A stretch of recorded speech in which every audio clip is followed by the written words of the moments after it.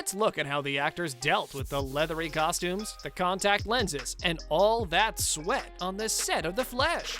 Here are the actors' painful prosthetics and makeup in The Flash. Let's dive right into it, shall we? Number 8. Blood work. For the last time, I am trying to save everyone! Dr. Ramsey Rosso might have looked cool on the show, but the makeup was nothing close to it. You see, when Dr. Rosso tried to cure HLH using dark matter, and by trying to inject it into his own body, he became a bloodthirsty metahuman who was bent on killing the Flash. The makeup was original, and even the CGI was nothing short of extraordinary, but actor Sendhill had quite a few problems with his character. The first one had to do with those black contact lenses, which were super itchy, and the actor had problems seeing on the set. On top of that, every time we saw those epic black veins pop all over his face, we need to remember that the actor had to spend hours in the makeup chair in order to make them look realistic. Number 7. Zoom's costume was unbearable. I will scour this city until I hunt you down. Before we talk about this leathery mess, don't forget to smash that like button.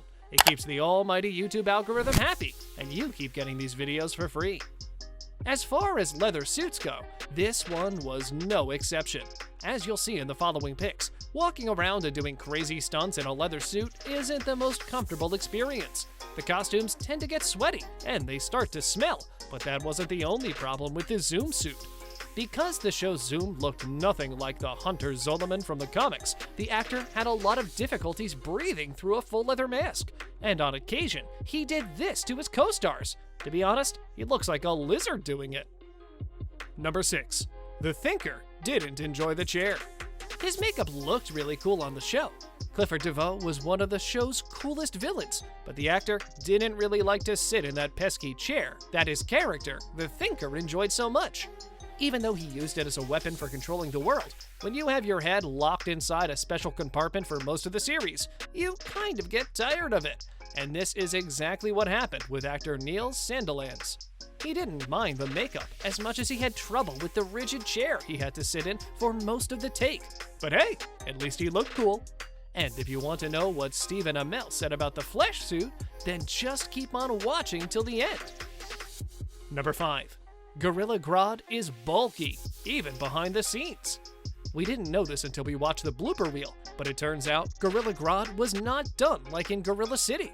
There, the director went in for full CGI, and every character from the show was made on a computer screen.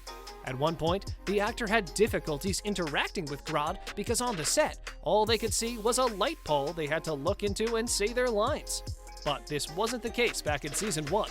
When they introduced the intelligent gorilla in the first season, he had to be wearing this bulky gray suit, which we assume posed nothing but problems for the actor. Imagine walking around the set wearing a costume that makes you look like you're 600 pounds overweight. Number 4. Danielle PANABAKER'S transformation into Killer Frost.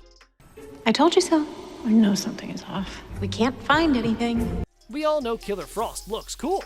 Even actress Danielle PANABAKER said so herself. But did you know that the makeup was rather uncomfortable to wear on set? That's right, from the bulky white wig to the excessive makeup to make Danielle's face pale white. It was not the most comfortable makeup from The Flash. But the worst of it all had to be the contacts. They were itchy, and they obstructed Danielle's vision a bit, so the actress needed some getting used to. Now, imagine doing choreographed stunts in this type of makeup. And we're not even going to mention the fact that she had to sit in the makeup chair for about an hour before shooting a scene. Number 3. The Flash suit was difficult to put on and smelled. This is something Grant Gustin had a problem with. His suit, regardless of how cool it looks on him, was one of the most uncomfortable parts about his job. And this was especially the case with the suits in Season 1 and 2. They were so difficult to put on that you could see Grant shooting the torso scenes without his pants. If the camera didn't need to film him below the waist, he would just put the pants in his trailer. Another interesting thing Grant Gustin revealed about the Flash costume is that it really smelled. Even though he had like 2 or 3 suits that he could change, after spending hours upon hours of filming stunt scenes, the suits would get really sweaty because it was made from leather. It wasn't like the cotton and stretchy onesie that we see Barry Allen rocking now. Now, Grant tried changing between suits so they wouldn't get too smelly, but even that didn't help. You see, the leather didn't allow the fabric to breathe, so all the sweat was stuck inside the suit. After 5 or 6 tries, Grant Gustin would start smelling really bad. And this is probably one of the reasons you see him holding his hands to the side of his body when taking pictures with fans. He doesn't want someone to faint from the odor. And speaking of actors who are wearing tight suits. Number 2. Stephen Amell confirmed this. For a single episode only, Stephen Amell got to play the Scarlet Speedster, the fastest man alive. Now, we thought this was really cool until we heard Stephen open up about playing Barry Allen's role in an Arrowverse event. He too was excited about his new role. He thought it would be really fun, which it was, but it would have been even better had it not been for the Flash suit. Here's what the actor said about this. Quote, "When I'm on Arrow and I get the new leather pants, we call it New Pants Day. For 2 days, I can't breathe with these pants on. So when I put the Flash suit on for the first time, it was like that, except for my entire body. In between takes, if it looks like I'm uncomfortable, it's because I am." Plus, all those fans who attended the FanFest San Jose heard that Amell had trouble sitting down. Every time Stephen would do such a thing, he would split the pants. And after a lot of walking on the set, the suit would get uncomfortable. However, by the time the suit became comfy, shooting stopped, and he was back to the black leather pants he wore on Arrow. Talk about bad luck. Number 1. The Flash wearing a glue-on mask. And finally, we have to tell you about one last problematic part of the Flash mask that he had to get used to. You see, during the first season of the show, it wasn't just the red leathery suit that made filming uncomfortable, it was actually the glue-on mask. You heard that right.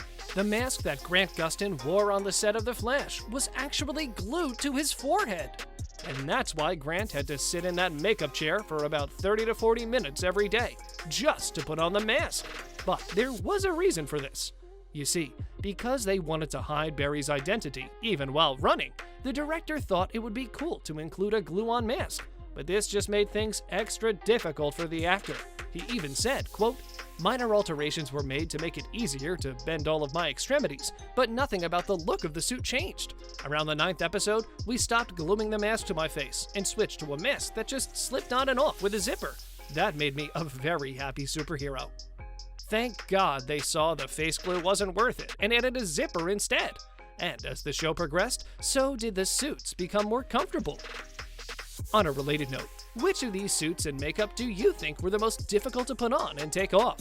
You can tell us in the comment section below. If you'd like more videos like these, don't forget to subscribe to our channel and hit the bell icon so you never miss any of them. And as always, thanks for watching, guys.